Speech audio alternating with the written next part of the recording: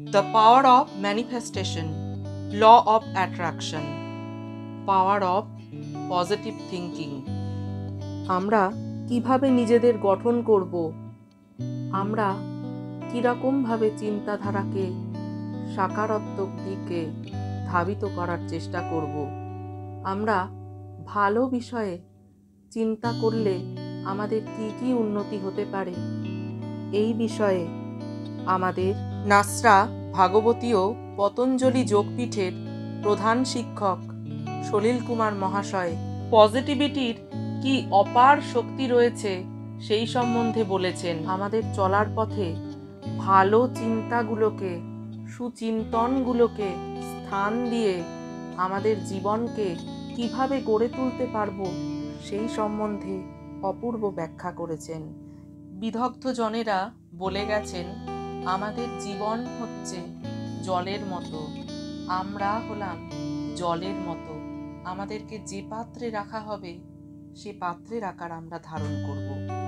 আমাদের যদি ভালো পাত্রে রাখা হয় তাহলে সেই ভালো পাত্রের আকার আমরা ধারণ করে আমাদের জীবনে আত্মোন্নতিও ঘটাতে পারব।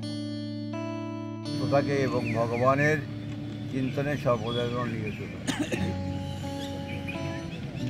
নার্ভাস সিস্টেম এমন একটা গুরুত্বপূর্ণ, যা শরীরে আপনার যা কিছু মনে চিন্তা করবেন তা কিন্তু নার্ভাস সিস্টেমে ঢুকে পড়ে। ভালো চিন্তা করলে ভালোটা ঢুকবে, খারাপ চিন্তা করলে খারাপ ঢুকবে। যতক্ষণ না পর্যন্ত খারাপ ঢুকলে পরে সেই খারাপটা যতক্ষণ না পর্যন্ত আপনার পারফরমেন্স না হয় ততক্ষণ পর্যন্ত আপনার কোনো প্রকারের দুশ্চিন্তা মুক্ত হবে।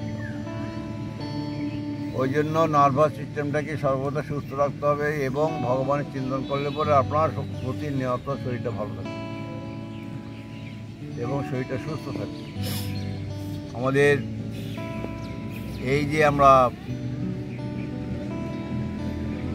যোগাসনে বসে যোগ প্রাণায়াম করছি কিসের জন্য? শরীরটাকে সুস্থ রাখার জন্য। নিজে সুস্থ থাকবো, নিজে সুস্থ থাকলে পরে আমার সংসারটাকেও আমি সুস্থ রাখতে পারবো। সমস্ত কাজকর্ম যা আছে আমি দেখাশোনা করতে পারবো। আর নিজে যদি অসুস্থ হয়ে বাড়িতে পড়ে থাকি তাহলে পরে আমাকে দেখবে সংসার, না আমি সংসারকে দেখব। এই জন্য প্রতিনিয়ত নিজেকে সুস্থ রাখতে গেলে পরে যোগ প্রাণায়ামের দরকার। যত বেশি যোগ প্রাণায়াম করবেন তত বেশি আপনার শরীরটা সুস্থ থাকবে, ঈশ্বরমুখী হয়ে থাকবে শরীরটা। ভগবানের চিন্তা করবে সর্বদাই। আর আমাদের লম্বা করে 2 থেকে 2.5 সেকেন্ড শ্বাস নিতে হবে, 2 থেকে 2.5 সেকেন্ড করে শ্বাস ছাড়তে হবে। যত বেশি শ্বাস নেব তত বেশি আমাদের শরীর বুকের দুদিকে যে 2 ফুসফুসদ্বয় আছে সেই ফুসফুসদ্বয় অ্যাক্টিভেশন লাভ করে। ফুসফুসের ভিতর যে অসংখ্য বায়ুথলি আছে সেই বায়ুথলি দারুণভাবে অ্যাক্টিভেশন হয়। খাদ্যের অপক্রিয়ার জন্য অনেক সময়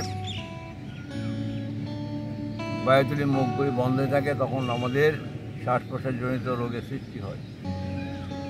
সেই জন্য লম্বা করে শ্বাস নিতে হবে, লম্বা করে শ্বাস ছাড়তে হবে। এবং প্রাণায়াম আমাদের এই জায়গাটাই শরীরটাকে সুস্থ রাখবে।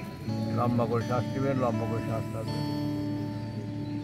আমরা শিব সংকল্পের মাধ্যমে যদি আমরা ভাবি তাহলে কী হবে?